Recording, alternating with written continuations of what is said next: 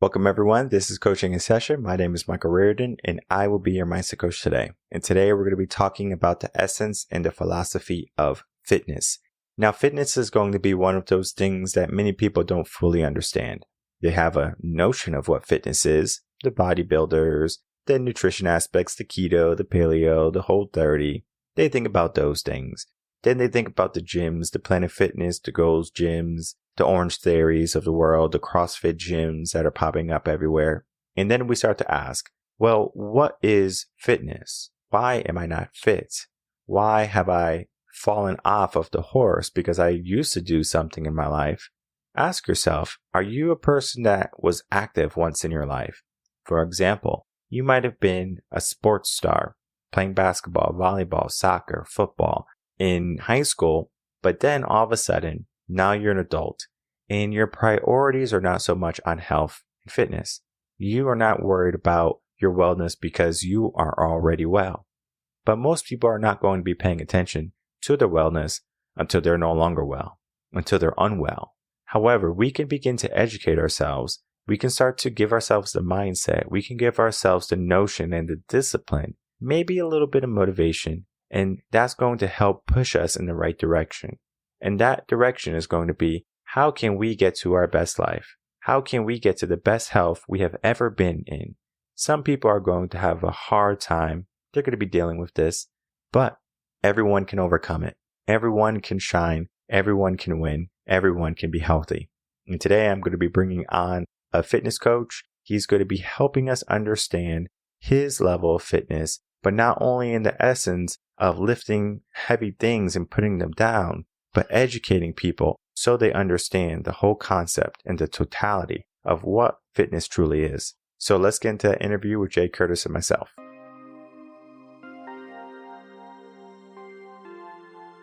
Welcome, Jay Curtis, to Coaching in Session. How are you doing today? Yeah, not too bad. Really good, thank you.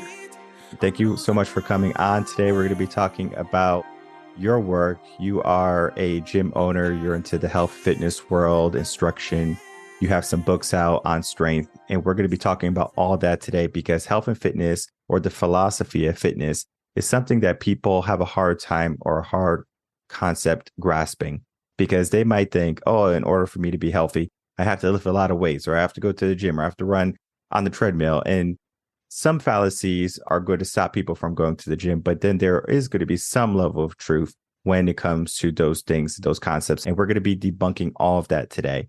But without me telling everyone your whole biography, allow the world to know who you are and then tell them what you do. Yeah, so I'm Jay Curtis, or Jason Curtis. I'm also known as Coach Curtis. Originally, my fitness journey began with sort of combat sports, boxing and Thai boxing. Then I went into the military and became an infantry physical training instructor in the British Army. Did that for 6 years. After leaving the British Army, I went into the civilian fitness industry and became a coach, basically running boot camps and trying to build my client base. From there, I got investment to start my own gym, opened a strength and conditioning gym where for the last 8 years, I've been working with both general clientele and athletes. And alongside that, I've set up an academy. So I qualify fitness professionals to be personal trainers, to be strength and conditioning coaches. And that drove me also to publish a number of books. So currently I've got about 20 books published on Amazon, which cover from anatomy and physiology through to strength training, Olympic weightlifting, how to warm up properly, injury prevention. So a whole sort of broad spectrum, which is essentially the content that I use to sort of educate other fitness professionals. Alongside that, I'm developing a new fitness race, which I'm sort of looking to push out in 2024, known as the Deadly Dozen. So it's quite intense. But yeah, there's a number of things that I'm doing within the industry, but the main focus is really education and just providing a slightly higher standard of physical training to the masses is available to everyone. That doesn't mean that you have to be an athlete. It just means that a normal person can train to a much higher standard than what they might think is possible, really. So that's it. And let's get into something you said, right, or alluded to. You said the standard of strength for health, fitness. What is your standard? And I know this is going to be subjective because my standard could be different than yours or someone else's that's listening to this. But if you can give a blanket standard for fitness, what would that be? So for me, what people perceive as being, if I was to say fitness, most people think of like aerobic capacities. They think of their aerobic system. Can they run a certain amount of distance in a certain amount of time? So that's what people perceive as fitness. But there's actually 11 or 12 components of fitness. We can break it down into strength, speed, power, muscular endurance, cardiorespiratory endurance. My standard for fitness is essentially having a good energy system, so aerobic base, where you're able to partake in the activities that you want to partake in without it being detrimental to your daily life. So a lot of people, when they hit sort of middle age and they start having kids, they realize that actually I don't want to be getting out of breath when I'm chasing my kids. I want to be able to do activities that maybe are a little bit more adventurous. I know a lot of people get into walking or even mountaineering as they get older, so it's having that capacity to do that. But also, where people really miss out on fitness is strength. What people perceive as being strength, they see as bodybuilders or meatheads in the gym, and see it as being a little bit of a bro science, right? We go to the gym, you lift weights, you grunt. But actually, all the literature, the science points towards you have to have the strength, as in, otherwise, you're going to atrophy as you get older. And it's not just your muscles that are atrophying, i.e., wasting away, it's also your bones. To maintain bone mineral density, you have to add load to the body. So as we age, we start to deteriorate in bone mass. Women can experience up to 20% loss of bone mass during the menopausal transition. So it's a huge thing. They end up with things like osteoporosis, which is really severe, especially if you have a bad fall as you get older. You break bones, end up having problems with the hips and whatnot. In terms of my standard for fitness, it's having that base strength that you can carry out daily activities, but it's also having that standard of fitness that you're going to maintain into later life, because you've only got one body, and that's your responsibility really, is to maintain your body into later life. And it's not just about physique, which is where most of the fitness industry lies. It's all about body composition, how you look. It's about how your body functions in terms of being resilient, not just right now in our 20s, 30s, and 40s, but when we're 50, 60, 70, 80, 90, and potentially over 100 for a lot of people, in this day and age. You said something great. You said maintaining and then to keep it going, right? Like maintain fitness. When I see people when they're going to the gym, getting in shape, think of like New Year's resolutions or just habits in general. They might start working out, especially if they're maybe in high school, college, right? It's just a regiment that they do. And I'm sure you probably have worked with clients who might be in their 30s, 40s and said, I used to work out all the time when I was younger, but then now they don't. They didn't maintain that level of fitness or that level of discipline. Why do you think people fall out of that habit of going to the gym when they do start at a younger age? This is going to be for a specific group of people because there's going to be two types generally. The people who have been working out and fall off the wagon, and then the people who have never really worked out and then try to start working out later in life. What do you think about that? So I think it's similar to when it comes to sport. There's studies that show that a lot of kids stop enjoying it at 12 when it becomes quite competitive. And I think a lot of people that play sport through school stop when they become an adult because adulting essentially takes over.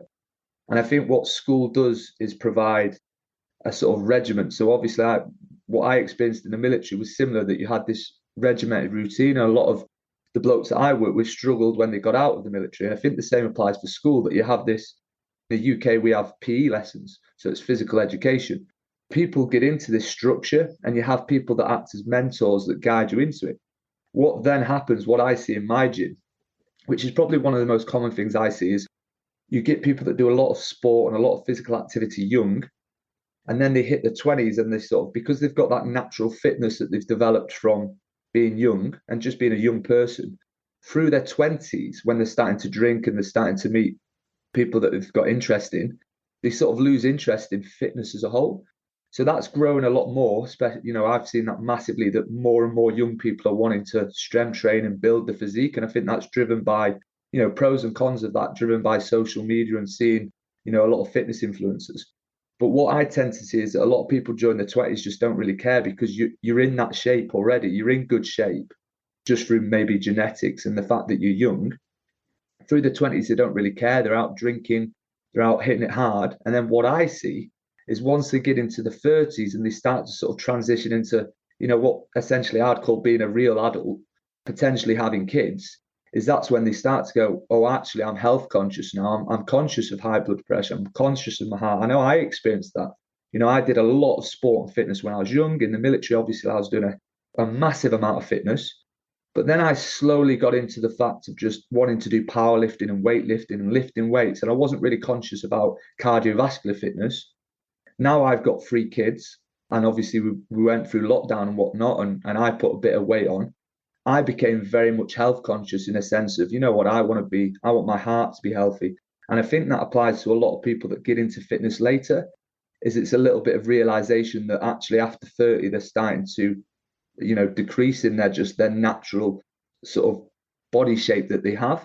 I often say, it seems quite morbid, but I often say if you're maintaining, you're improving because you're actually getting worse. So if someone says to me, oh, I've not really improved, but I'm like, if you've maintained, you're improving because as we age, we're actually getting worse. So I think that one of the major reasons people get into fitness later is because it's the realization that they're getting older and things are getting worse. And in the 20s, they don't really care because you're 20 and everything's good. Yeah, very true. Because if it ain't broke, don't fix it type of mentality, right? Those people are not going to start going to the gym until they see that they can't run with their kids or that they get a doctor's note or, they get some bad news and they're like, okay, I have to start paying attention to my health. And traumas are going to be those sparks that allow people to take more action. I wish it wasn't the case, but it is the case for many people where they start doing something like, yes, as you said, they're playing sports, they're into fitness, they're doing things, their body is strong in their 20s, and then they start to fall off. But what happens when you fall off is that it's more difficult to start. Think about running a mile. If you run a full mile, it's easy. But if you stop halfway through, it's just like more difficult. And it's not more difficult because the body's having a hard time. It's more difficult because of the mind. Our mind's just like, oh, this is easy. This is comfortable. And people get into that mentality. It's just comfortable. And most people don't want to sweat and struggle and huff and puff and be in misery, like be miserable and sore muscles and the whole nine, right? They don't want that. But yeah, that actually strengthens you. It strengthens you not only today, but tomorrow also. As you said, just helping with osteoporosis, making sure that you're stronger for the future. And I think that's going to be the best place for people. But what many people do is that they put their health on a back burner, maybe because of the stress of family, the stress of work. Why should people start to look at their life as a whole today? I know we have our social media. We have our busy careers. We have 2 working households, a time in our world where people have a lot of uncertainty. Health and fitness is something that, people don't necessarily care about, even if their life is wrong. That's why you will see people, especially here in the West, allow obesity to run rampant into their life. They look in the mirror and they see it, but they don't have the energy. They don't have the will. They don't have the determination. They don't have the discipline. Instead of them doing something, they say they're beautiful just the way they are, just to put a Band-Aid instead of going and doing the hard work. Getting into that mentality of society, what would be the remedy for people to get out of that mindset and into a mindset that's going to build strength and longevity in fitness? I think one of the things is obviously education very young, and I think we go wrong in a few places.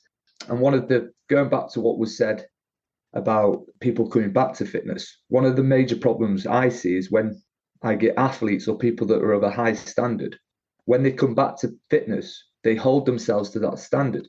So I often say, if you don't enjoy running, it's probably because you're running too fast, because you're holding yourself to a previous standard. And it's the same when it comes to the gym. A lot of blokes will get to the gym, they'll hold themselves to a previous standard, like I used to bench this. And then when they get to the gym, they've not got that, they can't do it. They end up injuring themselves because they're ego lifting, and actually it demotivates them.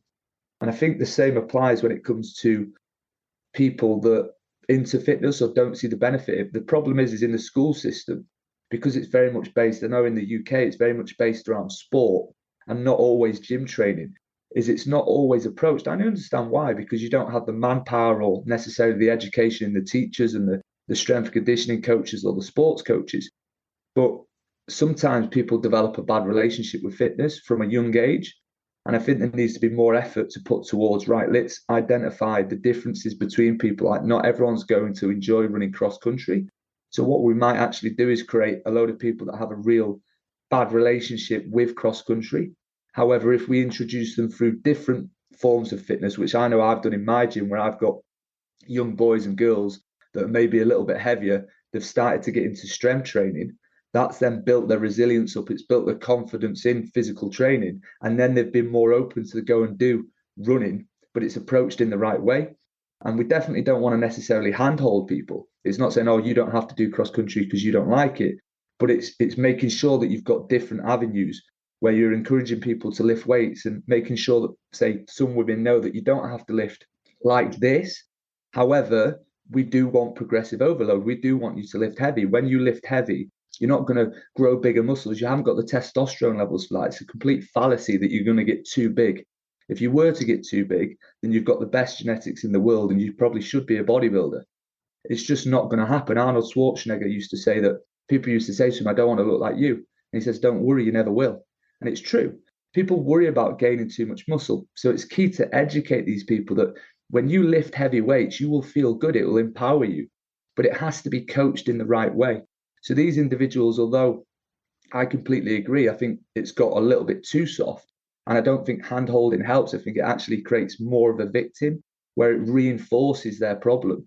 And they go, well, actually, yeah, I'm a victim. And it's like, no, you need to progressively overload. So you need to make things progressively harder. Just like in the gym, you condition yourself to a stress.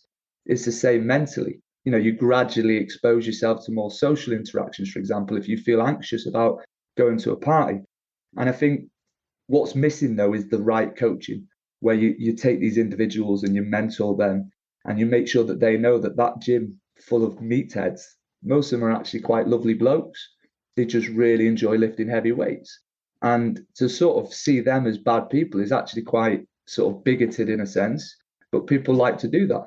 So I think it's key that with these individuals, we just take the right approach, not hand holding, but introducing different forms of physical training in the right way.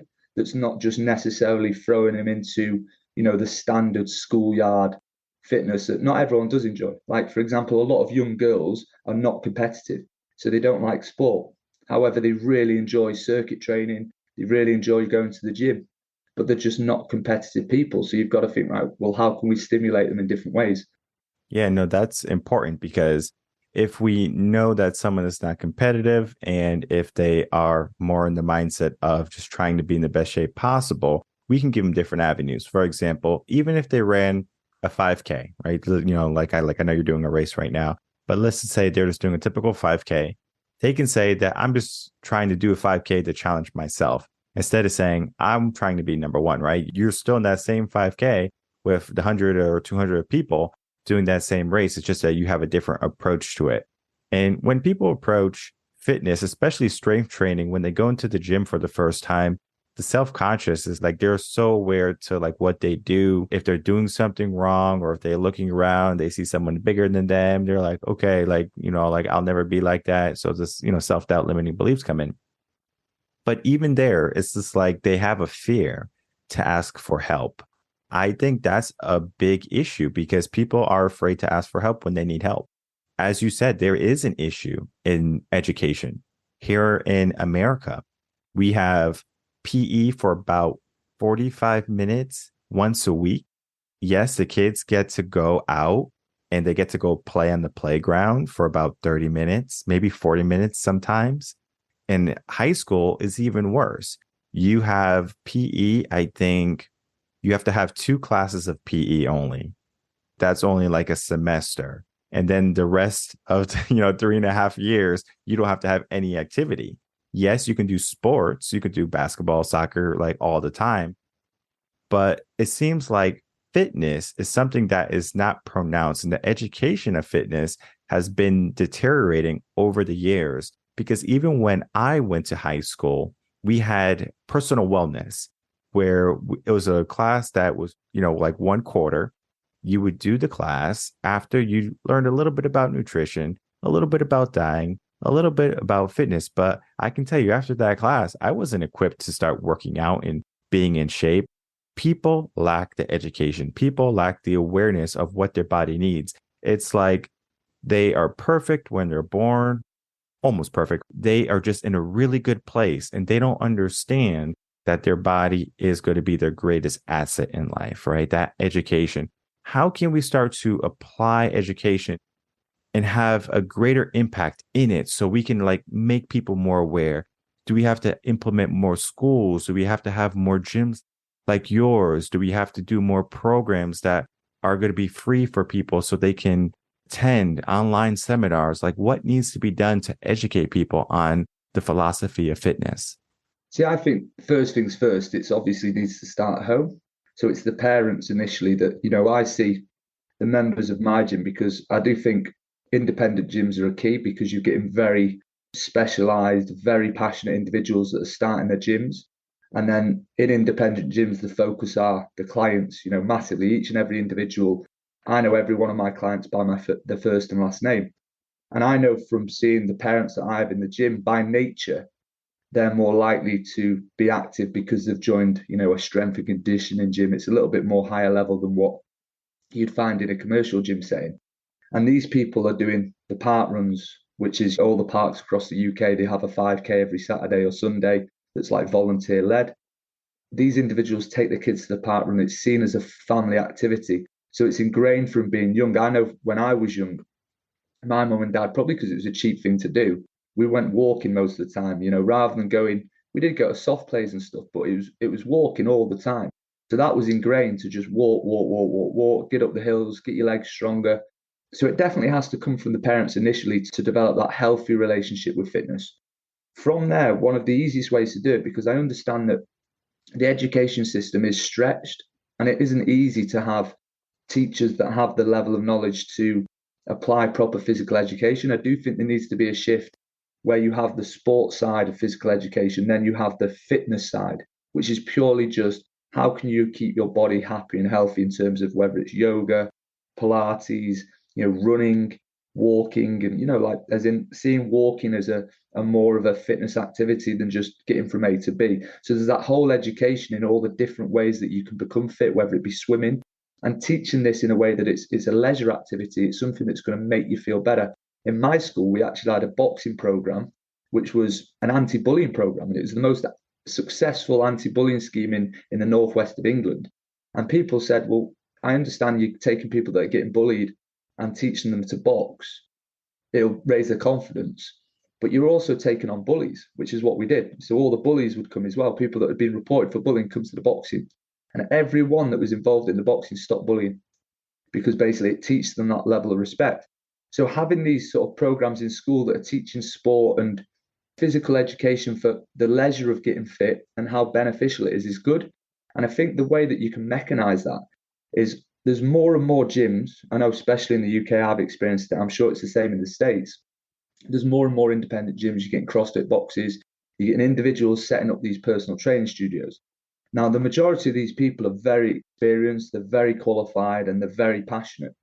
And the majority of these people would be more than happy to sort of self-promote by going into schools, running volunteer sort of workshops on what they do, whether it be yoga, whether it be Pilates, whether it be running coaching, whether it be anything. All the coaches that I know and I work with and mentor and I've qualified, if I said I've got 5 schools that are all looking for a morning where a volunteer is going to come in and they're going to teach the kids how to squat, how to lunge, how to do a press up, how to do a sit up, and they're going to teach them how to do a circuit training class, every single one of them would do it. And I think if every town sort of mechanized that, where they took the fitness community and brought them into schools and set whatever days it may be, where they're doing sports days and stuff, they just mechanize these individuals, because these individuals are wanting to network. Because at the end of the day, if I go into a school and I teach a circuit training session or it's an open day with parents, the chances that I'm going to get clients coming to me as in parents going, oh, can you train my child? Or can you train me? Is huge. So it's every PT's dream to sort of be getting out there, because it's going to make their business more successful. And when it comes to the fitness industry, it's incredibly hard to be successful. It's a really hard industry to conquer. I think the majority of PTs would be more than happy to do that, not just on a self-serving level, but also it's a good thing to do getting into schools. I've volunteered at dozens of schools, whether they be from, special educational needs, right across the board because you just feel good for doing it. Most people are more than happy to do stuff like that. So I think that needs to be mechanized because in my town alone, when it's not a huge town where I live, there is dozens of independent gyms and more personal trainers and coaches than you can count. And they should be mechanized, really. Yeah, no, that's actually a really good idea. Personal trainers to volunteer, go into schools and start to implement in education fitness at an early age. It is something that I don't know if people do over here in the States. I know when I was a teacher, we didn't have much of it, where, like I said, we just had the PE class and the arts and stuff like that. And that was the education that you got for fitness or, like moving around and stuff like that. But it was really based on testing, right? Just like test you until like you can't be tested anymore. So testing is very heavy in our school system currently.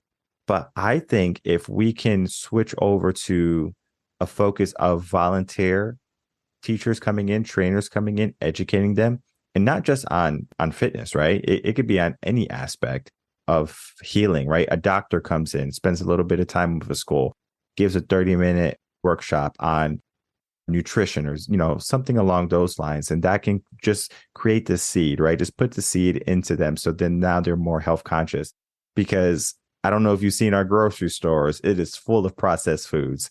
Kids love eating those processed foods, so they create that habit. And when they're young at an early age, it doesn't necessarily impact them because their body is just so like effective and efficient where it can move things pretty quickly.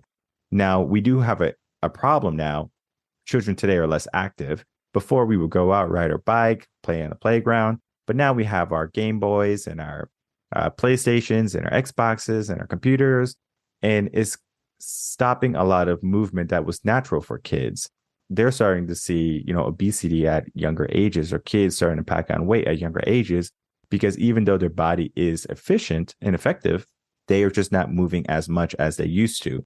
Genetics are not going to just happen overnight. So it's going to be something that they have to build into.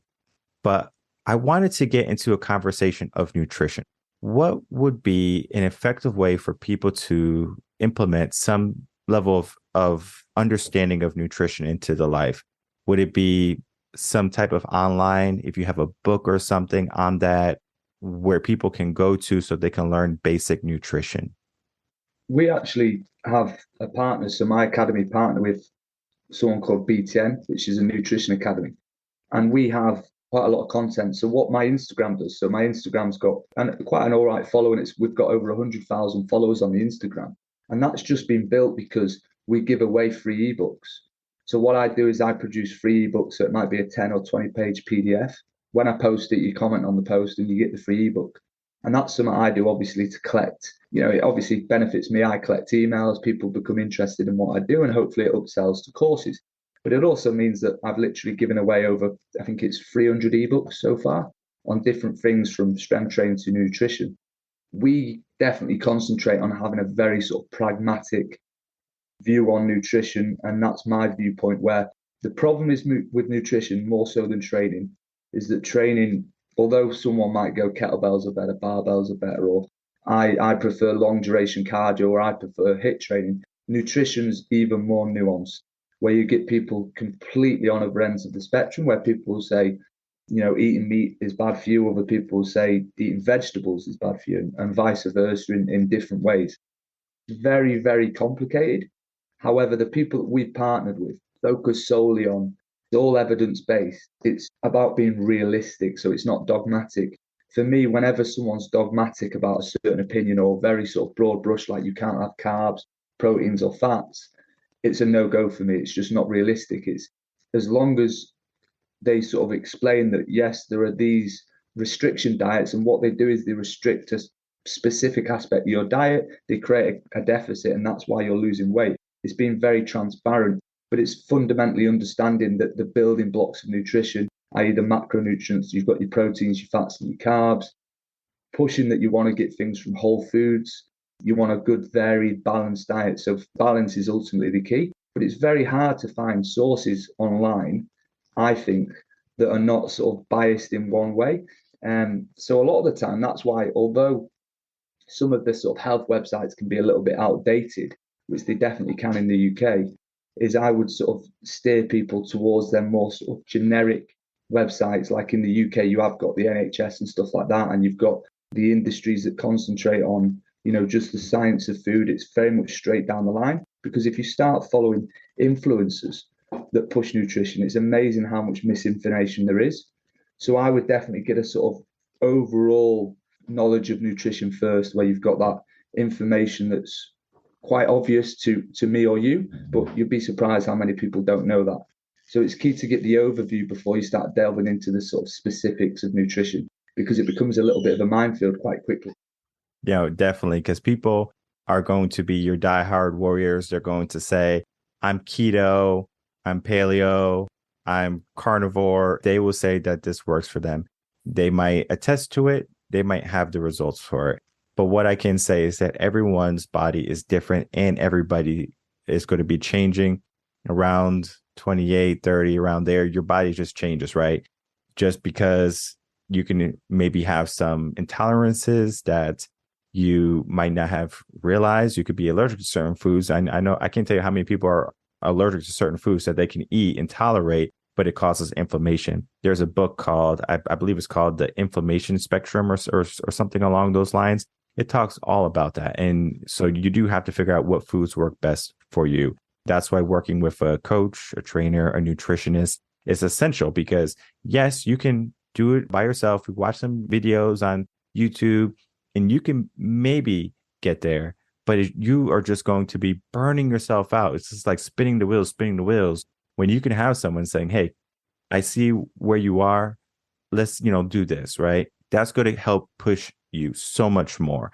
And then if you just have that mindset of not wanting to strength train because you think you're going to be bulked up, then that, again, get a trainer, right? They're going to say, no, that's not true. So we have a lot of misinformation, a lot of things that don't help us when it comes to health and our fitness.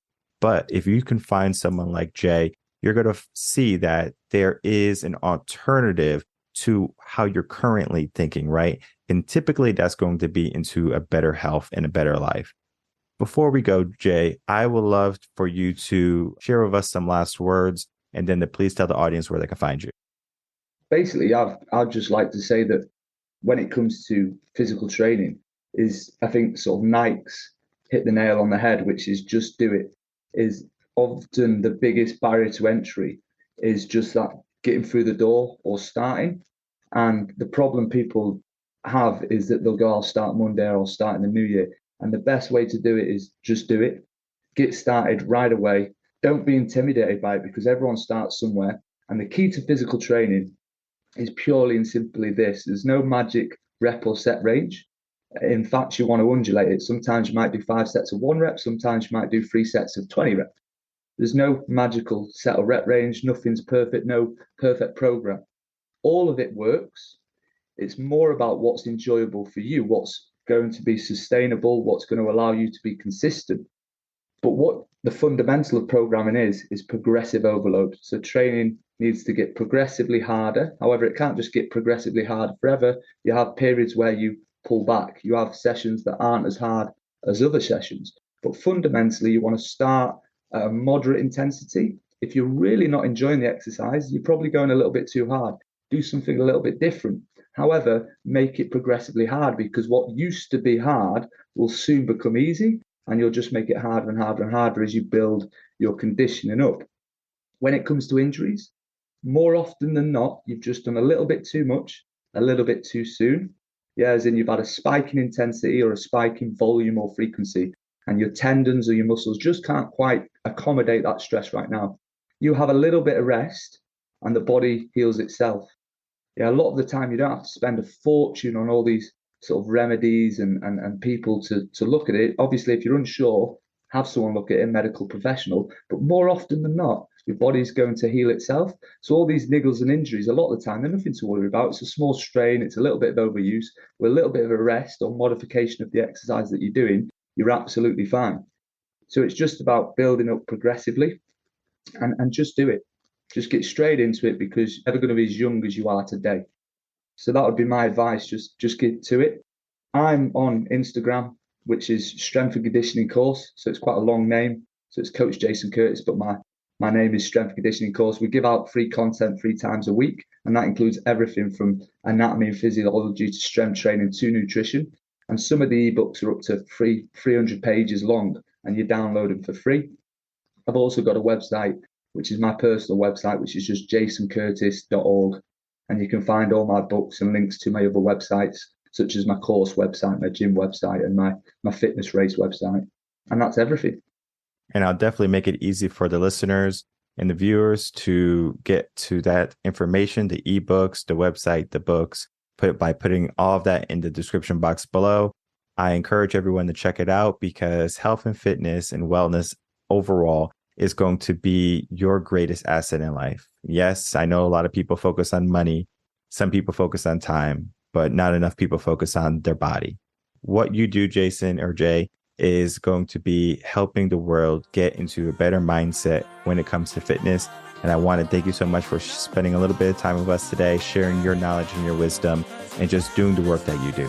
Thank you. I really appreciate you having me on. All right, everyone. I would like to thank you so much for watching that interview with Jay Curtis and myself. What went on in that interview is that we were talking about the idea of fitness and not so much of how to be fit, going to the gym, lifting some weights and things like that, but truly on education. And here on Coaching a Session, we want to provide you with as much education as possible because when you can allow education in your life, you're going to be building knowledge. But then you also have to focus on the aspect of wisdom. Wisdom is doing. Wisdom is truly understanding, is comprehending what is going on.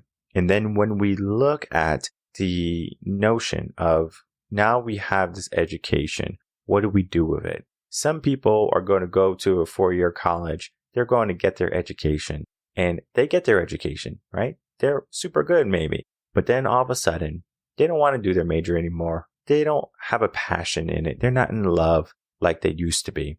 And sometimes that can happen with your health and your fitness and going into the gym. You might find that you don't like going to the gym. You might find that it's too much work. But if you find that it is not enjoyable, it just means you have not found what you truly are looking for. Maybe it's CrossFit. Maybe it's running marathons. Maybe it's powerlifting. Maybe it's doing Zumba or some boxing, something, right? You can find a love for fitness.